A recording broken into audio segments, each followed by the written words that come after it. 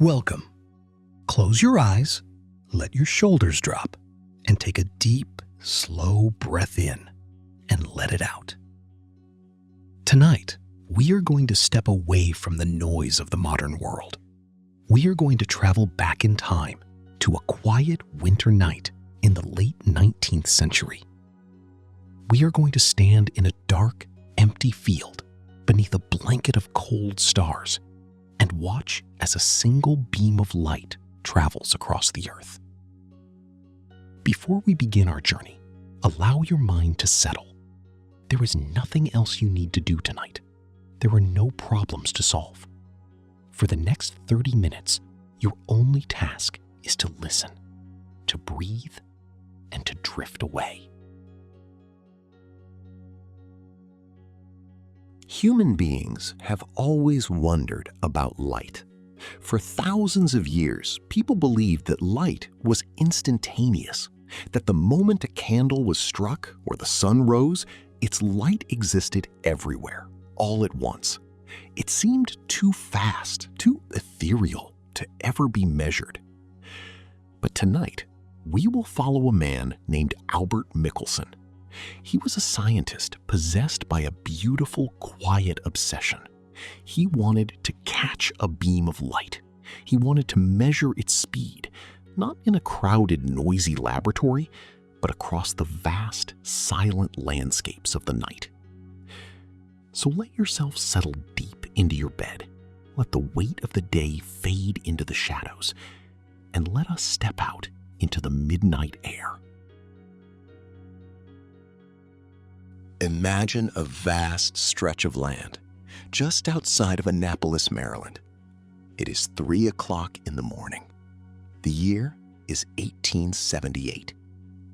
The air is crisp, biting, and perfectly still. At this hour, the rest of the world is fast asleep. The birds are quiet in the trees. The nearby river flows with a slow, muted murmur. The grass is dusted with a fine layer of silver frost, glistening faintly under the pale light of a crescent moon. In the middle of this dark, empty field, there is a small wooden shack.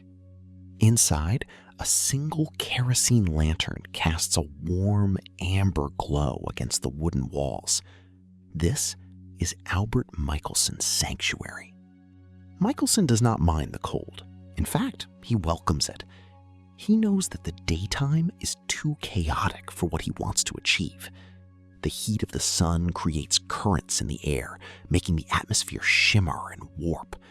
The footsteps of horses and the rumbling of distant wagons shake the ground, disturbing his delicate instruments. But the night is perfectly stable.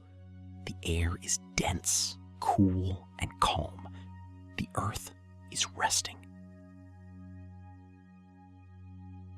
Step inside the shack with him. It smells of matches, cold iron, and polished glass. On a heavy wooden table sits his equipment. It is beautifully simple, yet impossibly precise. There is a small hand-cranked turbine, a set of finely crafted glass lenses, and a tiny flat mirror made of polished silvered glass. Through the window of the shack, looking out into the pitch-black field, a long wooden track stretches far into the distance.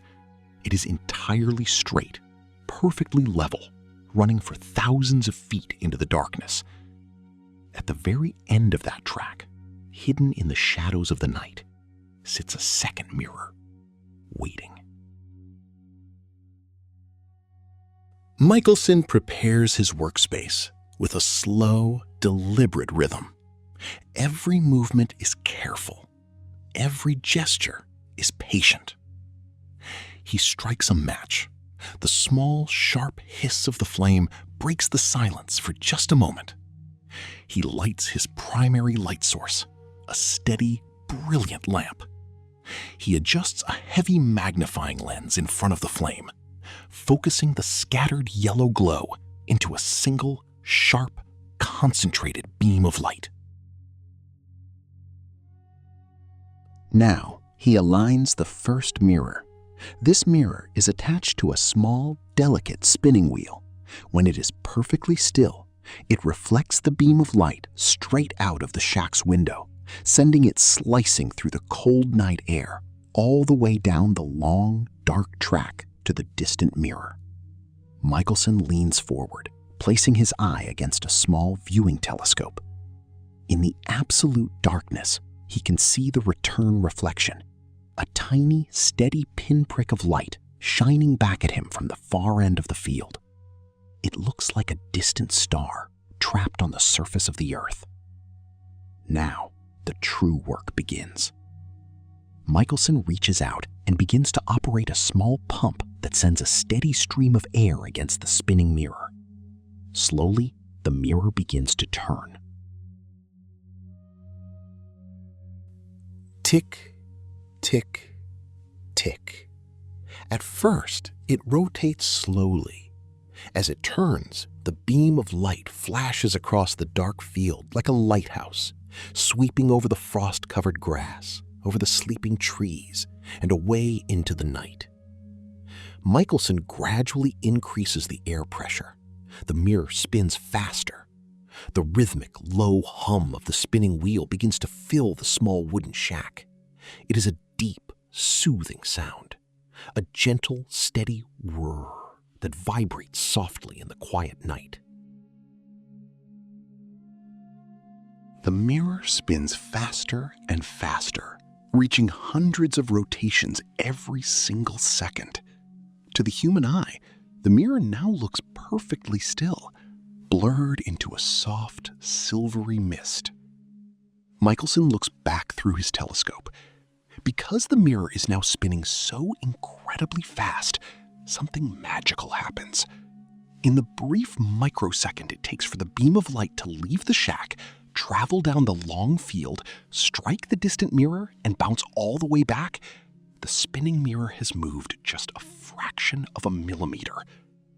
Because the mirror moved, the returning pinpoint of light is no longer in the exact same spot. It has shifted just a tiny, delicate hair's breadth to the side. Michelson sits in the dark, bathed in the soft hum of his instrument.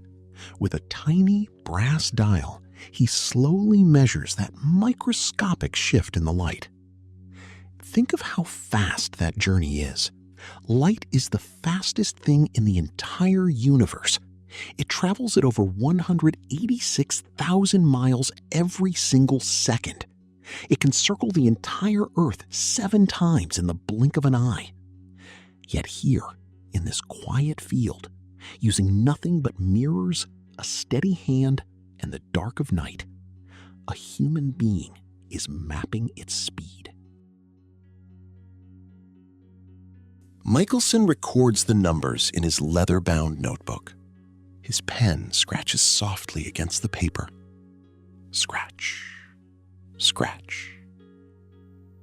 Outside, the beam of light continues its silent, invisible dance. It shoots out into the dark, hits the mirror, and returns, over and over again, thousands of times a minute. It is a bridge of pure illumination, stretching across the frost. We often think of science as loud, complex, and full of glowing screens. But here, science is peaceful. It is the steady hum of a silver wheel. It is the patience to sit in the cold. It is the beauty of a single beam of light finding its way back home through the dark. The numbers don't lie. Michelson realizes he has captured it. He has calculated the speed of light with a precision that the world has never seen before. He has looked into the fundamental fabric of our universe, and he has found order.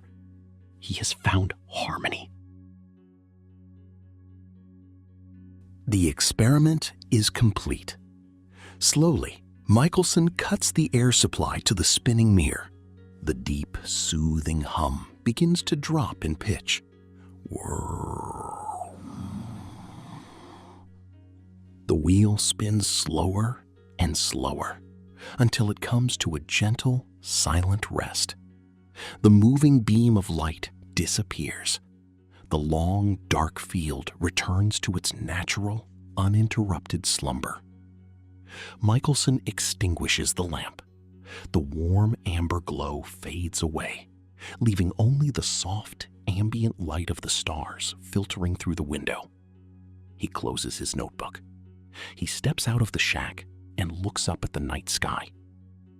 The stars overhead are shining, sending their light across billions of miles of empty space, traveling for years and years just to reach our eyes as we sleep.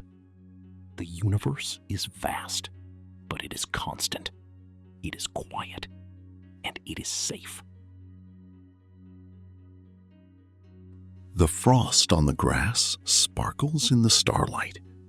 The air remains cool and still. The earth will continue to spin slowly in the dark, carrying us safely through the night into tomorrow. Let your mind drift now, just like that beam of light traveling through the peaceful dark. No boundaries, no rush, just a quiet, steady journey through the stars. Breathe in deeply and let it go. Sleep now. Good night.